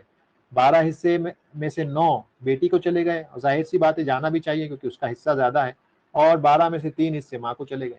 और ये जो शौहर था, इसको 4 हिस्से चले गए 16 में से, क्योंकि अब ये मसला जामे मसला चेंज होकर 16 से हो गया, तो जामे मसला 16 से बना, 4 हिस्से शौहर को, और ये 12 हिस्से इन दोनों में कैसे बटे, 9 और 3, हिसाब लगा लें तो ये 16 आएगा। तो अब वो जो एक हिस्सा बच रहा था वो इन दोनों में गया, बस शौहर को हमने कुछ भी एक्स्ट्रा नहीं दिया। कैसे पता चलेगा, 4/16 करके देखें, 25% ही आ रहा है। शौहर का जो असल हिस्सा था उतना ही रहा, माँ और बेटी का हिस्सा बढ़ गया होगा। 9/16 करें आपको पता चल जाएगा, 3/16 करें आपको आंसर मिल जाएगा। पहले इनके हिस्से कितने थे, 50% और 16.66। देखिए 1/2 50% होता है, 1/6 कितना होता है, 16.67% होता है। लेकिन जब आप 9/16 को आप यहाँ पर कैलकुलेट करेंगे, मसलन आप निकाल लें 9/16, देखें इसका हिस्सा बढ़ के 56.25 हो गया। और इसी तरह से माँ का हिस्सा अगर आप निकालेंगे, 3/16 का परसेंटेज करें, 18.75 हो गया, ठीक है। तो माँ का हिस्सा भी बढ़ गया, देखें ये बढ़ के हो गया 56.25, माँ का बढ़ के हो गया 18.75%। दोनों के हिस्से बढ़ गए। वो एक शेयर जो था वो इन्हीं में गया, वो एक जो बच रहा था, 12-11 जो हुए थे और वो फिर एक हमको लौटाना था, वो लौट करके रद्द के जरिए सिर्फ माँ और बेटी में गया। अब आप इसको कैलकुलेट जब करेंगे तो ये पाएंगे कि इनका जो परसेंटेज इंक्रीमेंट हुआ है दोनों का सेम हुआ है एग्जैक्टली। वो आप खुद करके देख लें, मैंने पहले भी बताया है, तो वो आप चेक कर सकते हैं कि उनका किस परसेंटेज में दोनों का इंक्रीज हुआ है, बराबर एग्जैक्टली हुआ है। एक बार चलें आपको फिर दिखा देते हैं, क्योंकि हम ये यहाँ पे देखें, पहले इसका 50 था तो, और बाद में 56 हुआ है, तो हम क्या करेंगे, a माइनस 50 करते हैं और डिवाइडेड बाय 50 करके परसेंट करते हैं, तो इतना आया। उसके बाद ये 18.75 था माइनस 16.67, यहाँ पे थोड़ा सा फर्क आएगा क्योंकि मैं एग्जैक्ट नंबर नहीं ले रहा हूँ। देखिए ये फर्क इसलिए आया है क्योंकि यहाँ पे मैंने 16.67 लिखा है, असल में वो 666666 ऐसा चलते चले जाता है, या उसको भी मैं कर ही देता हूँ तो ज़्यादा बेहतर रहेगा, इक्वल टू 1/6%। तो आप लोगों को कहीं कोई इश्काल नहीं रहेगा ऐसा क्यों हुआ। ये वाला फिगर ले लेता हूँ मैं, और यहाँ पर भी यही वाला फिगर ले लेता हूँ। तो ये देखें एग्जैक्टली दोनों का 12.5% दोनों का इंक्रीज हुआ है शेयर, तो बराबर जो है इंक्रीमेंट होता है उनका। तो ये आपने चेक कर लिया।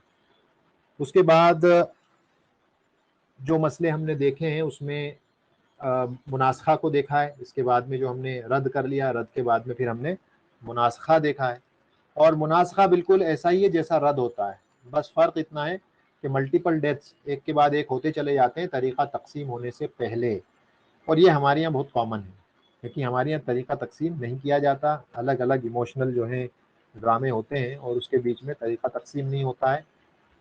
पहली मैयत की वफ़ात हुई, यहाँ पे उसके वारिसीन थे, इसका तरीक़ा तकसीम नहीं हुआ, 8-10 साल, 15 साल, 20 साल, 40 साल निकल गए, 40 ईयर्स, और इन 40 ईयर्स में मसलन ये एक वारिस था, ये एक वारिस था, ये था, ये था, ये वारिस बन रहे थे। थोड़े साल के बाद पता चला ये टपक गए, इनकी वफ़ात हो गई, ठीक है। इनके भी कुछ वारिसीन थे, और थोड़ा आगे चलिए ये भी टपक गए, नंबर 3, नंबर 2, इनकी भी वफ़ात हो गई। और आगे चलें 40 साल के पीरियड में ये चौथी डेथ हो गई। अब ये डेथ होती चली जा रही है और ये जो तरीक़ा तकसीम होना था पहली मैयत का वो हुआ ही नहीं 40 साल पहले। तो मसला क्या होता है कि ये तो वारिस बन रहे थे ना, तो इस मैयत से इनका कुछ ना कुछ शेयर था जो इनके वारिसीन में जाना चाहिए था इनके मरने के बाद, ठीक है ना। मसलन इनको 1 लाख रुपए मिलने थे, अब ये क्योंकि दिया ही नहीं इनको, तो जब दिया ही नहीं तो इनके वारिसीन में 1 लाख रुपए डिस्ट्रीब्यूट कहाँ से होंगे। और 40 साल का वक्फा निकल गया उसके दरमियान जो पीरियड है, तो ये इनको इनका 1 लाख नहीं दिया। इनके मसलन 50,000 बनते थे पहली मैयत से, इनके मसलन 2 लाख बनते थे पहली मैयत से, ये दिए नहीं डिस्ट्रीब्यूट क्योंकि तरीका ही तकसीम नहीं हुआ और ये मर गए। लेकिन इनके वारिसीन ये मौजूद हैं, उनको ये हक मिलना चाहिए था, ट्रांसफ़र होना चाहिए था। तो ये इसी ट्रांसफ़र को ही इसी से, क्योंकि ये जो लफ्ज़ मुनासखा है नस्ख से है, नस्ख कॉपी करना या ट्रांसफ़र करने के माने में आता है, तो सक्सेसिव ट्रांसफ़र होता है ये। तो वो सक्सेसिव ट्रांसफ़र अब जब नहीं किया उसको 40 साल पहले, तो जब आज 40 साल बीत गए तो फिर अब आलिम को मेहनत करनी पड़ेगी। उसके बाद से मसला आता है तो फिर उसको यही मेहनत करनी पड़ती है कि फिर वो क्या करता है कि ये हर एक के मसलन ये वारिस था, इसको क्या मिल रहा था आज से 40 साल पहले, इसको कितनी अमाउंट मिलने वाली थी भाई, 1 लाख मिलने वाली थी, ठीक है। इसकी 1 लाख को उसके वारिसीन में डिस्ट्रीब्यूट कराने की जिम्मेदारी आलिम की हो गई, उसने करवा दिया। उसके बाद ये जब मरा तो इसके वारिसीन, इसके 50,000 उसके वारिसीन में, हो सकता है कि ये वारिसीन, ये जो वारिसीन है वो इसके भी कोई ना कोई रिश्तेदार बनते हो, तो वो पलट लौट करके फिर इनको भी कुछ ना कुछ मिलता है। तो ये हमने देखा है। तो मसला कॉम्प्लिकेटेड हो जाता है, लेकिन अगर आप उसूलों को आप ध्यान में रखेंगे, जहन में रखेंगे, तो फिर कोई मसला उसकी वजह से आपके सामने नहीं आएगा। आप आसानी से, जैसे रद्द का मसला होता है बिल्कुल एग्जैक्टली यही होता है, बस फ़र्क इतना है कि आप जामे मसले को ट्रांसफ़र करते चले जाते हैं आगे। आपको मैंगो और ऑरेंज को याद रखना है, मैंगो ऑरेंज इक्वल करते चले जाएं और आप जो है जामे मसला बनाते चले जाएं। तो ये जामे मसला एक टेक्निक है। उसके अलावा मैंने आपको ये भी बताया कि जामे मसला से नहीं करना है तो कोई बात नहीं, जामे मसला से ना करें। इस आदमी को कितना मिलने वाला था उसका शेयर निकाल लें, मसलन 1 लाख रुपए, ये 1 लाख रुपए साइड पे रख लें और उसके वारिसीन में इस 1 लाख प्लस इसका जो अपना असल माल होगा उसको भी यहाँ पे जोड़ दें और इन दोनों को एक साथ इसके वारिसीन में तकसीम कर दें। ये भी तरीका है, इंडिविजुअली एक एक करते चले जाएं, कोई हर्ज नहीं है। लेकिन कदीमन पुराने दौर में ऐसा नहीं होता था, वो इसी तरीके से जामे मसला बनाते थे। आखिर में जितनी भी मौतें हो गई सबका एक साथ यहाँ पे एक जामे बनता था, एक जामे मसला वो बनाते थे। और वो जामे मसला मसलन यहाँ पर जो मसला है असले मसला वो अगर हो सकता है 24 से हो, लेकिन जब आप आगे सब मई जितनी भी ये मौतें हुई हैं सबको कंसिडर करते करते जब आगे पहुंचेंगे तो हो सकता है कि ये जामे मसला चेंज होकर के मसलन 2000 में कुछ बन जाए, यानी कि जो प्रॉपर्टी है उसको 2000 आप शेयर्स बनाओ, 2000 हिस्से बनाओ उसके, और उसके बाद उसके वारिसीन में उसको बांटो। तो ये भी हो सकता है। ये कैलकुलेशंस पे डिपेंड करता है किस तरह से कैलकुलेशंस बन रहे हैं, तस्हीह कैसे हो रही है, उसकी बुनियाद पर ये फिगर्स अचीव होते हैं। कभी ऑल हो जाएगा, फिर ऑल की भी तस्हीह होगी, ये सारी चीज़ें होते होते फाइनल जामे मसला कभी कभी बड़ा हो जाता है। लेकिन जाहिर सी बात है, अगर आप 40 साल का वक्त गुजारेंगे तो फिर ये फिगर भी तो बड़ा होना ही है। प्रॉपर्टी को उतना ज़्यादा हिस्सों में आपको डिवाइड करना पड़ेगा अगर बगैर कसर के और बगैर फ्रैक्शन के आपको प्रॉपर्टी को डिस्ट्रीब्यूट करना है। तो ये मुनासखा था। उसके बाद हमने मफकूद का केस देखा था, मिसिंग पर्सन का, जिसमें हमने कहा था कि आपको दो मसले बनाने पड़ते हैं। एक आप उसको जिंदा मान करके करें और एक आप उसको मुर्दा मान करके मसला बना लें। और जो मिनिमम जो शेयर्स मिले जिस भी कैटेगरी में, जिंदा मान के कर रहे हो या मुर्दा मान के कर रहे हो, मिनिमम जहां पर भी शेयर्स आ रहे हैं वो आप दे दें वारिसीन को और बाकी के रिजर्व करके रख लें, रिजर्व करके उस मिसिंग पर्सन के लिए रख लें। फिर उस मिसिंग पर्सन की जैसी भी खबर आती है उसके जिंदा रहने की या मुर्दा होने की, उस हिसाब से ये जो रिजर्व करके रखा है ये बाद में इसको डिस्ट्रीब्यूट कर दिया जाएगा। तो ये हमने मफकूद के केस में देखा था। उसके बाद हमने हमल का जो मीरास है वो देखी थी, और खुनसा की, खुनसा मुश्किल हर्माफ्रोडाइट, उसकी हमने देखी थी। तो हमल की मीरास में भी तरीका यही है, बस यहाँ पे ये है कि जहाँ पे दो मसले बन रहे हैं, एक आदमी अगर मिसिंग है तो लाइव डेड उसके बन रहे हैं। हमल की मीरास में तीन मसले बनाने पड़ते हैं। एक जो है मुर्दा, ये मान लेते हैं कि बच्चा जिंदा पैदा नहीं होगा तो एक डेड का बनता है, एक मेल मान लेते हैं और दूसरा एक फीमेल मान करके मसला हल करते हैं। जो सबसे कम शेयर्स होते हैं वो दे दिए जाते हैं वारिसीन को और बाकी के रिजर्व करके रख लिए जाते हैं। वो रिजर्व करके कब तक रखे जाते हैं, जब तक कि ये फैसला ना हो जाए कि दुनिया में बच्चा मुर्दा आ रहा है, मेल बच्चा है या फीमेल है। वो जब फैसला हो जाए तो ये बचा हुआ जो भी होगा हिस्सा, वो डिपेंडिंग ऑन के उसका जेंडर क्या है उस हिसाब से वो उसको लौटा दिए जाएंगे। तो ये मिनिमम जैसा मफकूद का है वैसा ही हम की मीरास का। उसके बाद खुनसा जो है उसमें फर्क इतना होता है कि वहां पर हम एवरेज देते हैं, क्योंकि उसका जेंडर दरमियाना है, ना वो मेल है ना वो फीमेल है, उसके दरमियान का है। तो male plus female divide by 2 वो हिस्सा जो है हम जो है वो हिस्सा दे देते हैं इसको, खुनसा को। ठीक है,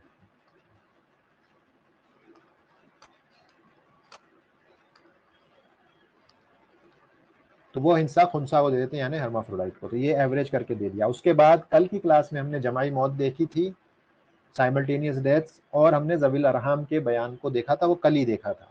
तो ये जो है एक तरह से जो हमने चीज पढ़ी थी वो है। अब एक उसके अलावा हमने कल दो उमरी मसले भी बता दिए थे, दो उमरी मसले भी बता दिए थे। वो दो उमरी मसले क्या थे? मसलन शोहर, हस्बैंड, और मदर, फादर। एक उमरी मसला ये है मरने वाले के बस ये तीन वारिस हैं।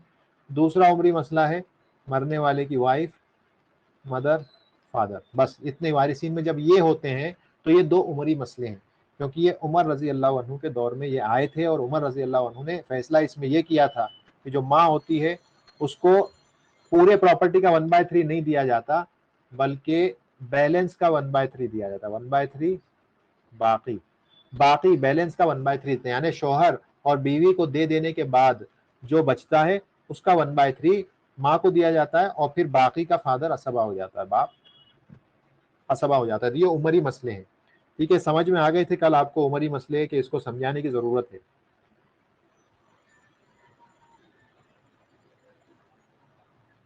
40 साल पहले जो प्रॉपर्टी की वैल्यू थी वही देंगे आज के टाइम में, हिसाब से देना होगा। देखें अब वो चीज़ें जो है इन्फ्लेशन वगैरह वो सारी चीज़ें करने जाएंगे तो हमें तो यहाँ पर आप ये समझें कि कोई ना कोई इकोनॉमिस्ट लगेगा, क्योंकि उतना तो हम नहीं कर सकते। बस ये देखा जाएगा कि किसके हिस्से कितने हैं, और जितनी मसलन जैसे कैश तो पता नहीं वो खर्च हो गया होगा, उसका हिसाब भी कोई नहीं रखता है कि वो उस टाइम बैंक में कितना था, बचा नहीं बचा, लोग इस्तेमाल करते चले जाएं, शायद कुछ भी ना बचा हो, या उसमें इजाफा भी हो गया हो, प्रॉपर्टी में लगा हो, उसमें बिजनेस में लगा हो तो उसमें मल्टीप्लाई होकर के बढ़ गया हो। तो ये सारे फैसले करना, इसीलिए ये मसला बहुत पेचीदा हो जाता है, क्योंकि यही पता नहीं रहता कि अब वो जो ओरिजिनल प्रॉपर्टी आज से 40 साल पहले थी वो पता कैसे लगाएंगे को कितनी थी।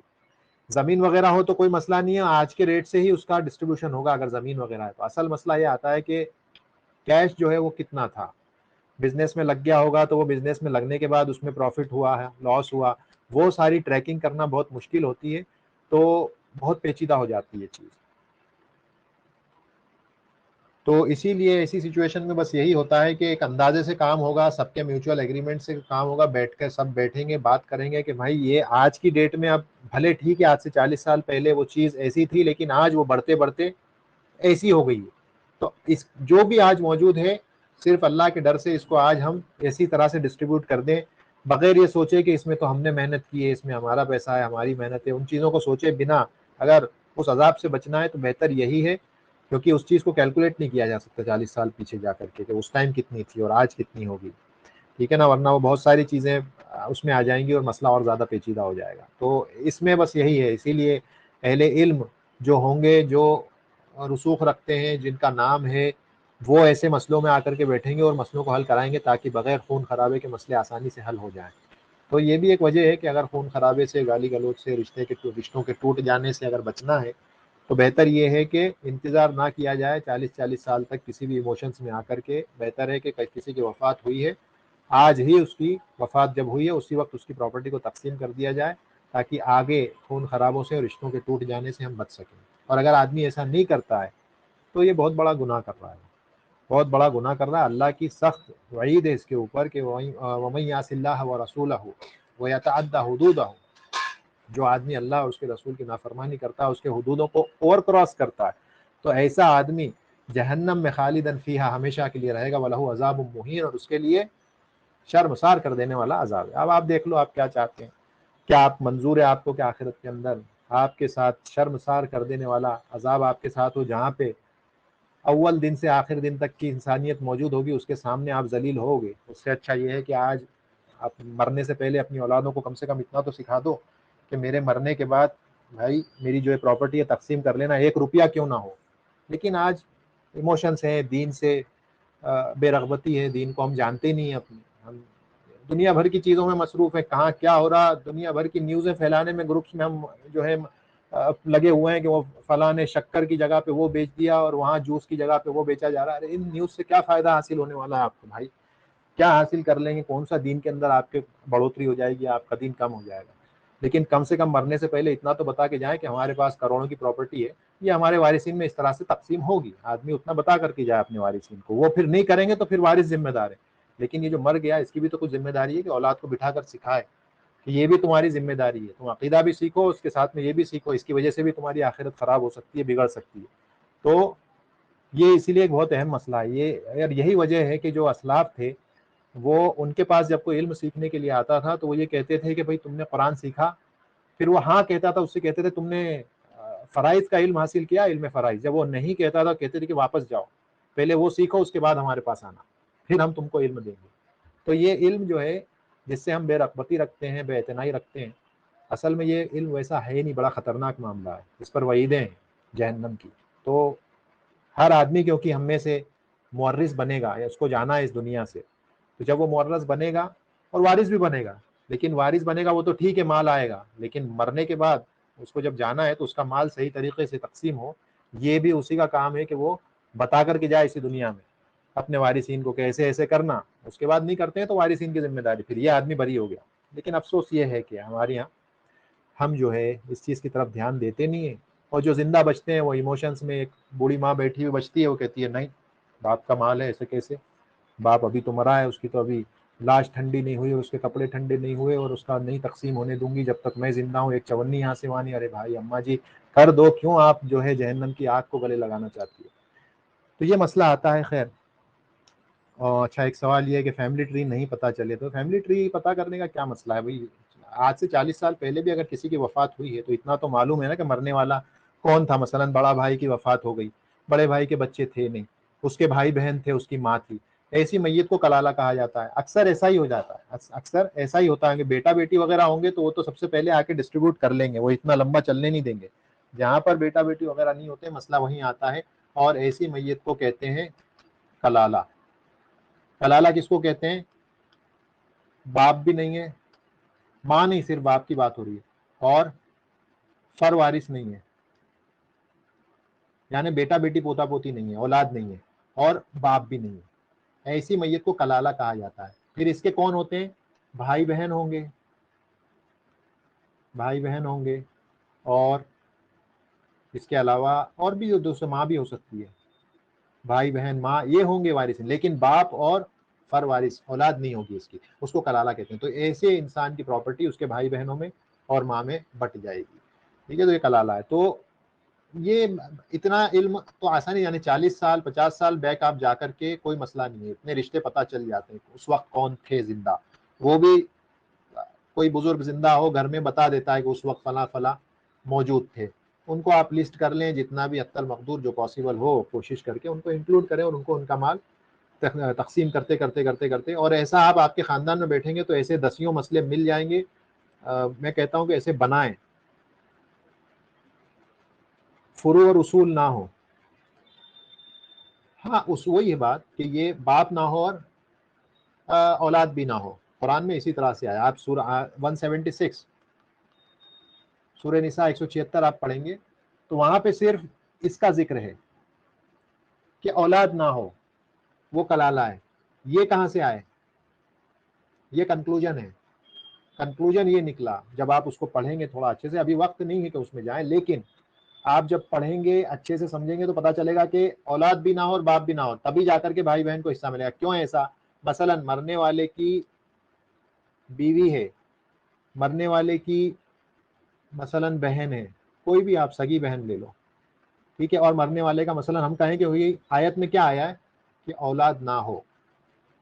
अगर औलाद नहीं होगी तो बहन को निस्फ देंगे। सूरे निसा आयत 176 में आया है कि फिर बहन होगी निस्फ ले लेगी, भाई होगा पूरा ले लेगा असबा होकर के, ठीक है ना। तो लेकिन वहां पे क्या लफ्ज आया? वलद का लफ्ज आया। तो अब हमने जब मसला बनाया तो हमने कहा कि मरने वाले की बीवी है, ठीक है, और एक सगी बहन है और एक बाप है।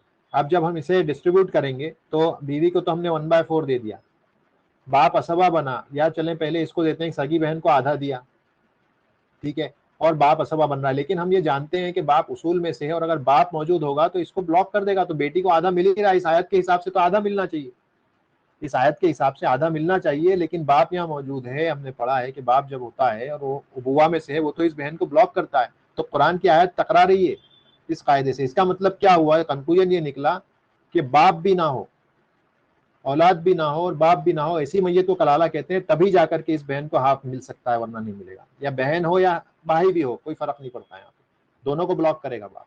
तो ये कंक्लूजन है जो ऑटोमेटिकली निकल के आता है कि वलद के साथ साथ बाप भी ना हो, औलाद भी ना हो और बाप भी ना हो। जब ये सेटिस्फाई होगी सिचुएशन, तब जा करके आप इसको फुलफिल करेंगे कंडीशन को कलाला की, तो वो ऐसी सूरत में भाई बहन उसके वारिस बनते हैं, ठीक है।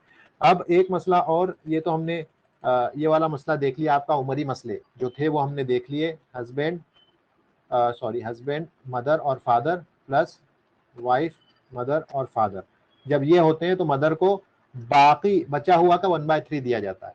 और इसको भी हल करने का तरीका वही है जैसे रद्द का मसला है। वाइफ को हिस्सा दे देंगे उसका, इन दोनों को असबा मान लेंगे और जो बचा हुआ इनको देंगे। उसके बाद इन दोनों में वो कैसे बटेगा? इनके रिस्पेक्टिव शेयर्स लिखें, एक और मसला बनाए, इनको इनका हिस्सा दे दें, जैसा रद्द में किया वही चीज इस वाले में भी होगी, ठीक है। तो ये उमरी मसले हैं। एक मसला और है जो मैं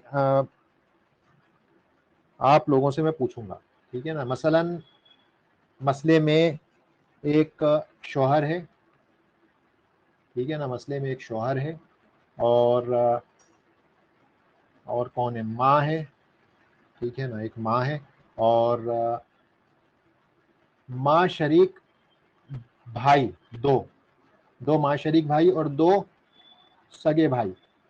अब मुझे बताएं कि इनमें किसको कितना हिस्सा मिलेगा? इसमें किसको कितना हिस्सा मिलेगा जरा बताएं। शौहर को कितना मिलेगा, माँ को कितना मिलेगा, और ये जो दो जो माँ शरीक भाई हैं इनका और दो सगे भाइयों का, इनका हिस्सा कितना है वो बताएं। नहीं, इसका मेरे को शेयर्स बताएं, ये फाइनल एक बार कैलकुलेशन कर लें किसी पेपर पे, ऐसा अलग अलग ना बताएं, मेरे को आंसर चाहिए कि असले मसला कितना आया और उसके बाद में असले मसला के बाद इनको शेयर्स आपने कितने कितने दिए वो बताएं आप।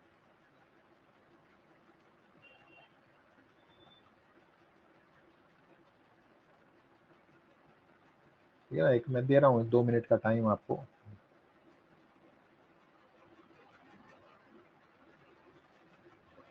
पेन पेपर लेके थोड़ा कैलकुलेशन करें और बताएं।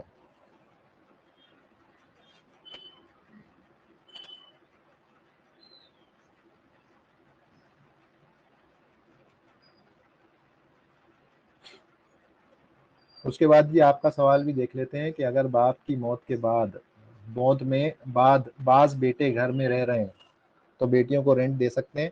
होना यही चाहिए कि उसी प्रपोर्शन में उनको दे दिया जाए।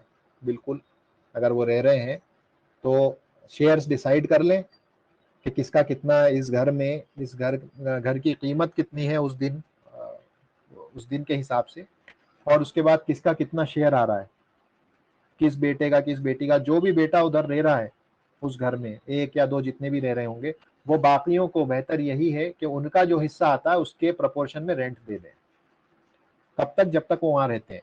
और उसके बाद जब सेल होगा तो सबको अपने प्रपोर्शन परसेंटेज के हिसाब से उसमें उसको बांट लें।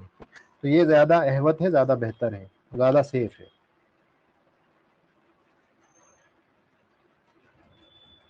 चलिए ये आखिरी मसला हम करेंगे क्योंकि ये खास नाम है इस मसले का, इसीलिए मैं ये करवा रहा हूँ।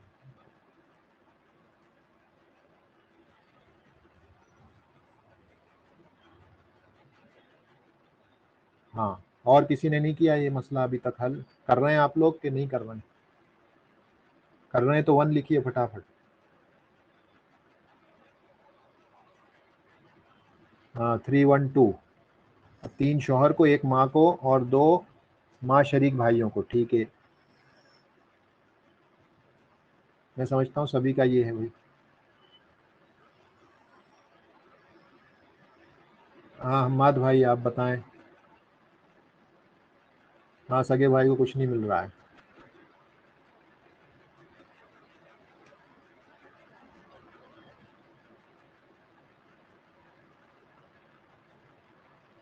हाँ भाई हम्माद अहमद, आपका जवाब भी डालें यहाँ पे।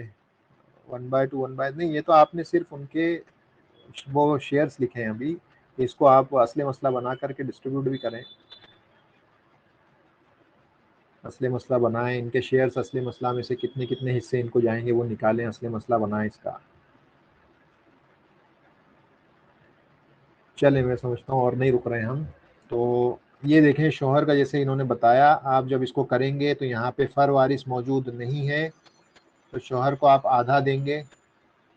यहाँ पे क्योंकि एक से ज्यादा भाई बहन मौजूद हैं तो माँ को 1/6 देंगे। माँ शरीक भाई, इसको ये क्योंकि दो हैं ना, दो हैं तो इसलिए ये फाहुम शुरका फिस्सुलुस, ये 1/3 में शुरका शरीक हो जाते हैं। ठीक है, और सगा भाई असबा बनते हैं, सगा भाई एक हो दो हो जितने भी हो फिर वो असबा बन जाएंगे। अब आप इसका असली मसला जब निकालेंगे तो जो हिस्सा बनेगा वो बनेगा, असली मसला 6 से आएगा, 3 यहाँ दिए, 1 यहाँ दिया, 2 यहाँ दिए, इनको मिलानी कुछ भी, ब्लॉक हो गए। ठीक है, तो ये मसला उमर रजी अल्लाह अन्हु के दौर में आया, ये मसला उमर रजी अल्लाह अन्हु के दौर में आया। और ये बेचारे, ये जो थे, ये गुस्से में आ गए और ये गुस्से में आकर के उमर रजी अल्लाह अन्हु के पास आए कि ये कैसे पॉसिबल है, मतलब ये जो है माँ की जिहद से सिर्फ कनेक्टेड है, इनको 1/3 आपने दिया और 2 हिस्से इनको मिल रहे हैं, हमें तो कुछ भी नहीं मिल रहा। तो ये उमर रजी अल्लाह अन्हु के पास ये सब के सब असल में ग्रुप आया था ये, और ये आके इन्होंने बताया हम इतने इतने लोग हैं, हमें क्या मिलेगा। तो ये इस तरह से उमर रजी अल्लाह अन्हु ने इसको हल कर दिया और फिर कहा कि तुम असबा हो बाकी ले लो, तो कह रहे हैं कुछ तो बच ही नहीं रहा, हम क्या लेंगे। तो बोले नहीं बच रहा तो जाओ तुम, मेरे पास तो कुछ भी नहीं है तुम्हारे लिए। तो ये बहस करते हैं और एक बड़ा फेमस लाइन ये कहते हैं, ये कहते हैं कि क्या फर्क पड़ता है कि हमारी माँ ने गधे से निकाह किया होता। ये बड़ी फेमस लाइन है उस वाकये में कि क्या फर्क पड़ता है कि हमारी माँ ने गधे से ही निकाह कर लिया होता, इससे तो फर्क नहीं पड़ता, माँ तो हमारी सेम ही है। भाई इनकी माँ भी सेम, ये जो माशरिक भाई मरने वाले के, अगर ये माशरिक भाई हैं तो इसके भी तो ये सगे भाई मरने वाले के सगे भाई, इसका मतलब इनके भी ये माशरिक भाई हुए ना, तो इनकी माएँ तो सेम है। तो ये कहते हैं कि क्या फर्क पड़ता है कि हमारे माँ ने अगर गधे से भी शादी कर ली होती तो कोई फर्क नहीं पड़ता, आप तो इसलिए हमको दे दो क्योंकि इनकी माँ भी सेम हमारी माँ भी सेम, तो देना है तो हमें भी दो, और ब्लॉक अगर करना है तो इनको करो हमें दो, क्योंकि हम तो 2 जगह से मैयत से जुड़े हुए हैं, बाप से भी और माँ से भी, ये तो सिर्फ माँ से जुड़े हुए हैं तो हमारा तो ज्यादा हक है। तो जैद इब्न साबित रजी अल्लाह अन्हु वहीं खड़े थे, वो कहते हैं बात इनकी सही है, सदकू, उन्होंने कहा सदकू, ये सही कह रहे हैं। तो फिर उस सूरत में करें क्या, तो इन्होंने, उमर रजी अल्लाह अन्हु ने क्या करा कि इनको इनके साथ मिला दिया, यानी ये जो सगे भाई हैं इनको भी माँ शरीक भाई कंसीडर किया, और दोनों को मिला के 1/3 दिया, यानी ये जो 2 हैं ये इन दोनों में बांटेंगे कि तुम भी लो, 2 में से बांट लो। तो ये जो मसला है इसे मसला हिमारिया कहा जाने लगा क्योंकि गधा लफ्ज आया था उसमें, और इसी को हजरिया भी कहा जाने लगा क्योंकि वो कहते हैं ना कि हमारे यहाँ एक कहावत है कि उसको तो मारो गोली, ये कहते हैं ना उसको गोली मारो। तो वैसे उन लोगों ने जो लफ्ज, इन भाइयों ने जो लफ्ज इस्तेमाल किया था, कहा था कि बाप को मारो गोली, उसको छोड़ो, माँ तो एक है हमारी, बाप को छोड़ दो। बाप गधा भी होता तो क्या फर्क पड़ता है, माँ तो हमारी सेम है तो हमें दो हिस्सा। तो ये जो है हजरिया के नाम से भी मशहूर हो गया। या एक रिवायत में भी आया है कि बाप को पत्थर से बांध के नदी में फेंक दो, क्योंकि उससे फर्क ही नहीं पड़ रहा, माँ सेम है, माँ की वजह से इनको मिल रहा है तो हमें भी मिलना चाहिए। तो ये मसला जो है इस वजह से और इसी को जो है मुशर्रका भी कहा जाने लगा, मुश्तरका भी कहा जाने लगा। मसला है मुश्तरका या मसला है मुशर्रका के नाम से भी ये जाना जाने लगा। हजरिया, हिमारिया, ये सारे नाम इसी मसले के हैं। कभी आए तो आपको फौरन याद आ जाए कि वो खास मसला है जहां पर भाइयों को, सगे भाइयों को माँ शरीक भाइयों के बराबर में उमर रजी अल्लाह अन्हु ने कंसीडर करके और 2 हिस्सों में इनको शेयर करवा दिया था ताकि ये भी खुश होकर के चले जाएं। लेकिन इसमें इख्तिलाफ है, कई अहले इल्म आज भी इस मसले में कहते हैं कि नहीं, ये असबा हैं और असबा बचा हुआ माल ही पाते हैं। तो अगर बचा हुआ माल होगा तो इनको मिलेगा, नहीं होगा तो नहीं मिलेगा, ठीक है ना। तो जब बचा ही नहीं तो इनको कुछ भी नहीं मिला असबा होने की वजह से। तो इस वजह से इनको कुछ भी नहीं मिलेगा, ठीक है, असबा होने की वजह से इनको कुछ भी नहीं मिलेगा। लेकिन इख्तिलाफ है इस मसले में, उमर रजी अल्लाह अन्हु ने इसको इस तरह से हल किया था। शेखुल इस्लाम इब्न तैमिया रहमहुल्लाह इसके कायल नहीं है, वो कहते हैं नहीं, इनको कुछ नहीं मिलेगा, इनको मैं कुछ भी नहीं दूंगा, माँ शरीक जो भाई हैं या बहन है उनको हिस्सा मिलेगा। अगर इनके लिए कुछ नहीं बचता है, असबा है, बचा हुआ माल पाते हैं, अलहिकुल फराइद बिअहलिहा फमा बकिया फलियौला रजुलिन ज़कर, अगर बचेगा तो जो सबसे करीबी मेल होगा उसको मिलेगा, अगर नहीं बचेगा तो नहीं मिलेगा, बात वाज़ेह। तो ये एक इख्तिलाफी मसला है, लेकिन इस पर उमर रजी अल्लाह अन्हु ने इस तरह से फैसला सुनाया था। तो ये हमारा आप समझ लें एक तरह का कच्चा पक्का जो भी है ये रिवीजन है हमारा इस मसले से, इल्म मीरास के ताल्लुक से हत्तल मकदूर मैंने कोशिश की कि चीज़ों को कवर कर लूँ। कोई सवाल आपके बाकी हैं, पूछना चाहते हैं तो आप पूछ लें, वरना फिर हम इसको क्लोज कर देते हैं, वक्त तो ज़्यादा हो गया है। कोई भी सवाल बचता है तो आप पूछ सकते हैं।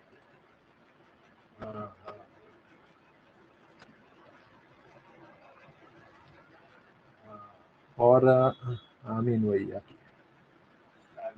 और जो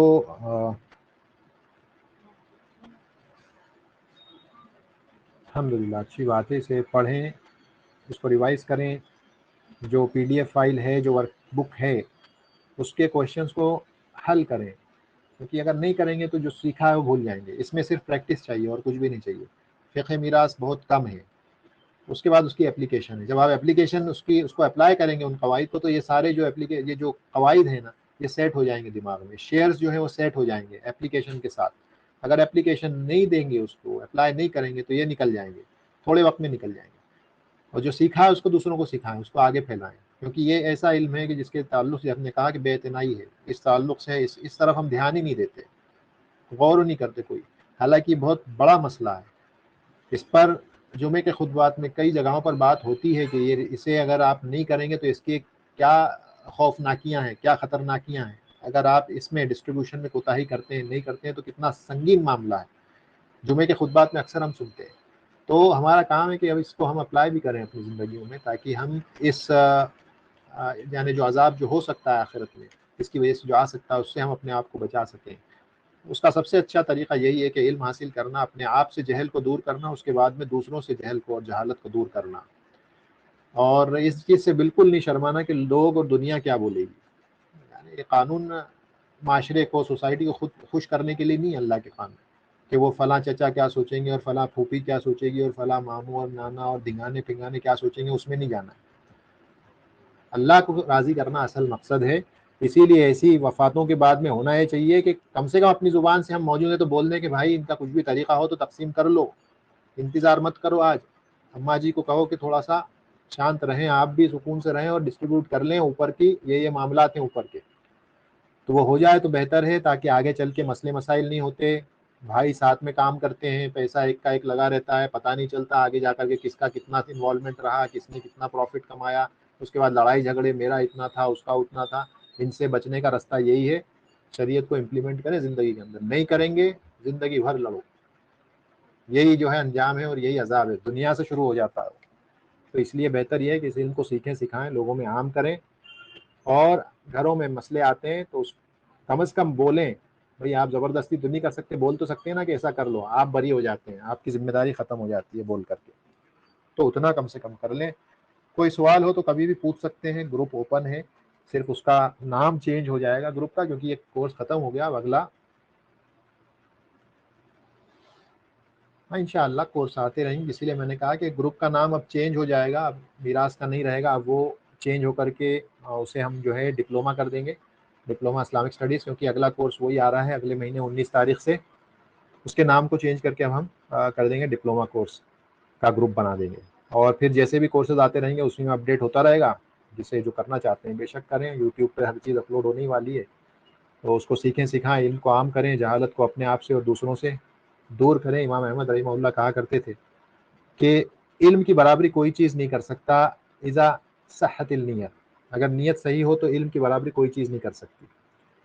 और फिर कहते हैं कैसे मुमकिन होगा, कहते हैं ये मुमकिन सिर्फ इस सूरत में हो सकता है कि आदमी सबसे पहले अपने आप से जहल को दूर करे और उसके बाद में लोगों से जहल को दूर करे। तो इल्म हासिल करने के दो बुनियादी मकसद ये हैं कि सबसे पहले अपने आप से जहालत को, इग्नोरेंस को दूर किया जाए, और उसके बाद में माशरे से उसको दूर किया जाए। तो ये इल्म भी इबादत है, जैसे हमने पहले कहा, और ये सबसे अच्छी किस्म है इबादत, ठीक है ना। ये भी इबादत, ये जो है जिहाद के बाद जो सेकंड नंबर पे जो चीज़ आती है वो इल्म ही आता है, और उसके बाद में फिर नमाजें वगैरह जो इबादत हैं वो शुरू होती हैं। तो इंसान को इल्म हासिल करना है, कि इल्म के बिना कोई भी इबादत नहीं है।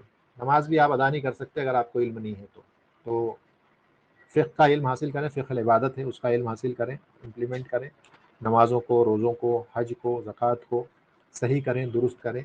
सिर्फ ये कहने से नहीं चलता कि नहीं हमें नहीं मालूम है, पकड़ होगी आपकी, आप नहीं कह सकते नहीं मालूम है। आप इंसानों के बीच में रहते हैं, सोसाइटी में, माशरे में रहते हैं, तो आप ये नहीं कह सकते कि हमें तो नहीं मालूम था। आज वसाए बहुत ज़्यादा हैं इल्म को हासिल करने के, और आप ये बिल्कुल, ये आपका जो एक्सक्यूज़ है ये काबिल कबूल नहीं होगा। जंगलों में रहने वालों के लिए नहीं है, तो हम तो शहरों में रहते हैं जहाँ पे बड़ी आसानी से किसी भी इल्म को हासिल किया जा सकता है, ऑथेंटिक सही सोर्सेज से, हर किसी से नहीं। तो इल्म के हासिल करने में बहुत ज़रूरी है कि आप देखें कि अम्मन ताख़ुज़ून दीनकुम, कि तुम अपने दीन को कहाँ से हासिल करते हो वो देखो। तो बस आज के लिए इतना ही है, ज़्यादा वक्त, तो 1.5 घंटा हो चुका हमारी क्लास में, मैं और ज़्यादा वक्त नहीं लूँगा। और जैसा मैंने कहा कि कोई भी मसले हैं, मसाइल हैं, खुद हल करने की कोशिश करें, इससे पहले कि उसका जवाब पूछें। आप इसको अपने आप को, अपने पूरे एफर्ट्स को ख़त्म कर दें, और उसके बाद अगर कहीं अटकते हैं तो बेशक आप पूछ सकते हैं, वो पूछ सकते हैं, ग्रुप में डाल सकते हैं। इंशाअल्लाह हमें इल्म होगा तो हम बताएँगे, नहीं तो हमने अपने असातिज़ा से, अहले इल्म से पूछ करके जवाब देंगे। तो वो हमेशा ओपन है, कभी भी आप उसको भेज सकते हैं। और जिन्होंने क्विज़ेज़ नहीं दी हैं, पहले 3 क्विज़ेज़ वो उसको दे दें, 29 तारीख को वो क्लोज़ हो जाएगा, उससे ज़्यादा उसको एक्सटेंड नहीं करेंगे, क्योंकि ऑलरेडी एक बार उसको हमने एक्सटेंड कर दिया 1 वीक के लिए। तो वो जो 3 क्विज़ हैं पहले उसको अटेम्प्ट कर लें, उसके बाद एक फाइनल एग्ज़ाम आएगा, जो, और मैं आपको 8-10 दिन दे दूँगा, वो 8-10 दिन में तैयारी कर लें, और उस 8-10 दिन के बाद फिर उस क्विज़ को मैं अपलोड कर दूँगा। आज तारीख़ है 27, तो मैं समझता हूँ 1 हफ़्ते का टाइम हम दे देते हैं। तो मई महीने में मैं उस क्विज़ को अपलोड करूँगा, और फिर उसको भी मैं 7 दिन का टाइम अटेम्प्ट करने के लिए और दे दूँगा उस क्विज़ को। तो ऐसे 7-7 14 डेज़ हो जाते हैं, और जो अटेम्प्ट का टाइम होगा वो भी मैं 2 घंटे का दे दूँगा। तो इस तरह से आपके लिए बहुत आसानी होगी, तो उसके लिए भी तैयारी कर लें। और इंशाअल्लाह उसके बाद आप लोगों के जो शहादात होंगे वो आपको इंशाअल्लाह मिल जाएँगे। जिन लोगों ने क्लासेस पूरी अटेंड की हैं, एग्ज़ाम्स दिए हैं, उन लोगों को उस चीज़ के शहादात मिलेंगे, और जिन लोगों ने क्लासेस पूरी नहीं की हैं या एग्ज़ाम्स अटेम्प्ट नहीं किए हैं, उनको सिर्फ अटेंडेंस के सर्टिफिकेट देने की कोशिश की जाएगी। ठीक है, आप लोगों की कोई सवाल नहीं है तो अब इसको हम क्लोज़ करते हैं। सुब्हानकल्लाहुम्मा व बिहम्दिका ला इलाहा इल्ला अंता अस्तगफिरुका व अतूबु इलैक। अस्सलामु अलैकुम।